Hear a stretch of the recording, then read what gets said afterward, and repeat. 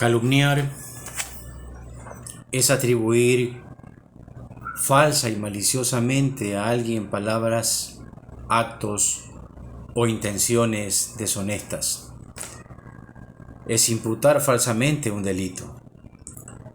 Esta definición es lo más cercano con lo que podríamos comparar cuando los contrarios de la Iglesia Católica dicen que la Iglesia Católica enseña idolatría y que por lo tanto adoramos e idolatramos las imágenes y las estatuas.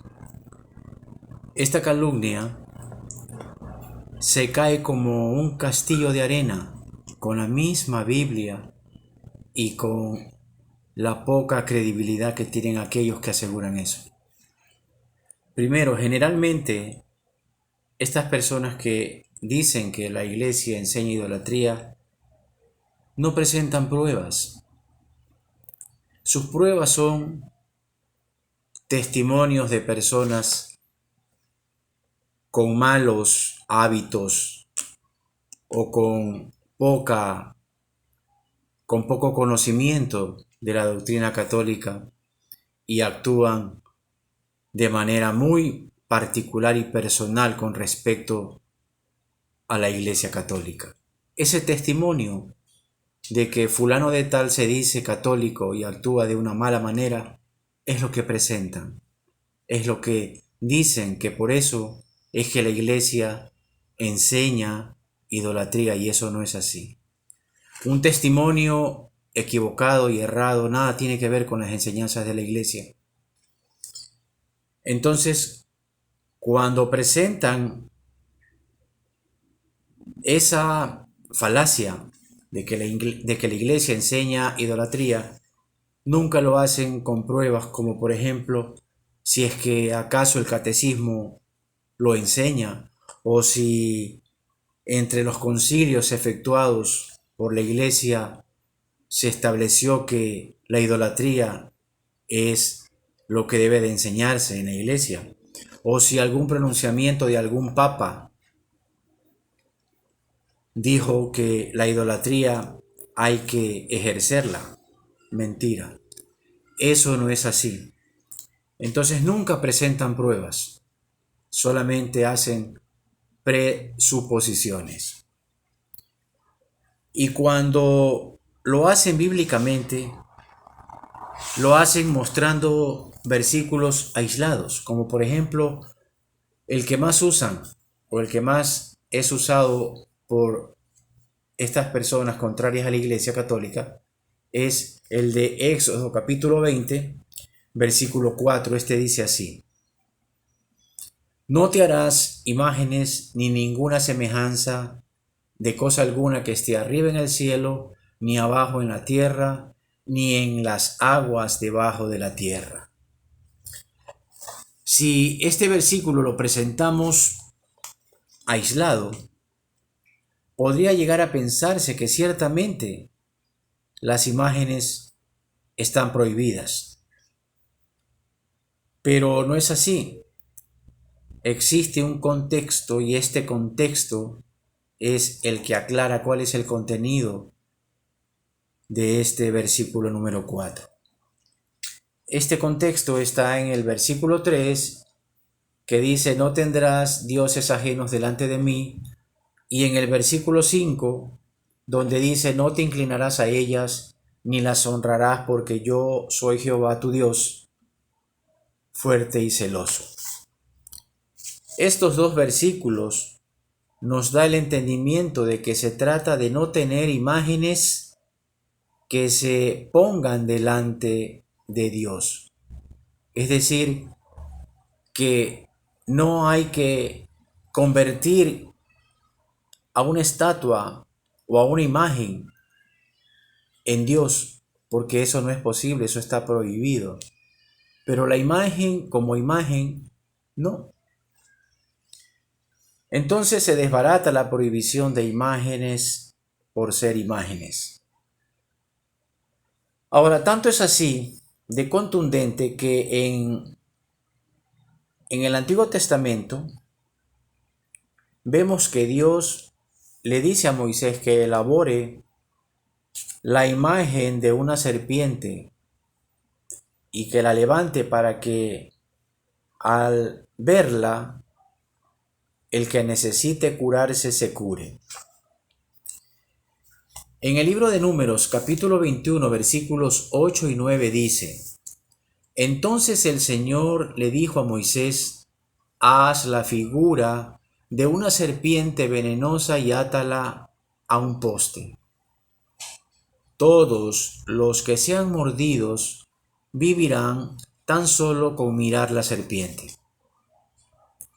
Así que Moisés hizo una serpiente de bronce, la ató a un poste.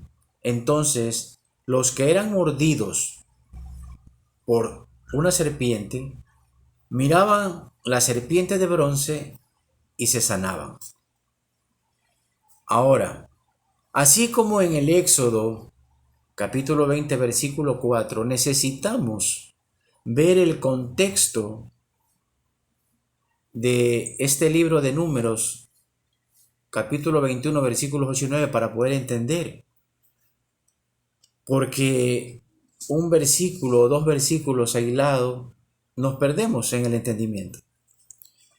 Entonces, en Números capítulo 21, en el versículo 6 y 7 dice: y Jehová envió entre el pueblo serpientes venenosas que mordían al pueblo, lo cual lograban matar a mucha gente, que eran precisamente los del pueblo de Israel. Entonces el pueblo vino a Moisés y dijeron: hemos pecado por haber hablado en contra de Jehová y en contra de ti. Ruega a Jehová que quite de nosotros estas serpientes. Entonces, en este contexto, entendemos cuál era el motivo del por qué mordían las serpientes al pueblo de Israel y por qué Dios, en su misericordia, accede al pedido de Moisés por el pueblo que pedía ayuda. Moisés, cuando levantó la serpiente de bronce en el desierto, no fue con el propósito de que tenga rango de divinidad. El recurrir a la serpiente para sanarse era un acto de fe y de confianza en la palabra de Dios. Dios se había manifestado de esa manera. Pero ocurrió que este pueblo desvió lo expresado por Dios y la empezaron a esta imagen, la empezaron a idolatrar, le empezaron a rendir culto. Y eso es lo que precisamente está prohibido por Dios. Y lo dice Éxodo capítulo 20 versículo 3. No tendrás dioses ajenos delante de mí. Entonces Dios se enojó y mandó a destruir no solo la imagen de la serpiente, sino todo lo que representaba imágenes idolatradas. Este hecho lo podemos ver en Segunda de Reyes, capítulo 18, versículo 4. Ahora, en el Nuevo Testamento, Jesucristo considera la serpiente de bronce como un símbolo de sí mismo. En su conversación con Nicodemo, Jesús le dice: así como Moisés levantó la serpiente en el desierto, así tiene que ser levantado el Hijo del Hombre, para que todo aquel que en él crea tenga vida eterna. Esto está en Juan capítulo 3 versículos 14 y 15. Entonces, si recapitulamos desde el comienzo, no podríamos tildar a Dios de idólatra porque mandó hacer una imagen, porque las imágenes no están prohibidas. Lo que está prohibido es idolatrar a la imagen, ponerla antes que Dios, y eso es lo que prohíbe Dios, que no tendrás dioses ajenos delante de mí. Eso es lo que se prohíbe. Y el católico que entiende esto hace precisamente eso. No adora ni pone primero la imagen antes que Dios. Antes que Dios no lo pone. Claro que no. Eso no enseña la iglesia. No hay nadie que pueda asegurar lo que los contrarios a la iglesia católica dicen. Entonces, definitivamente, no hay idolatría en la iglesia. Lo que enseña la iglesia no es idolatría. Que se equivoquen muchas personas creyendo lo contrario, solo ellos tendrán que rendir cuentas por tamaña ignorancia.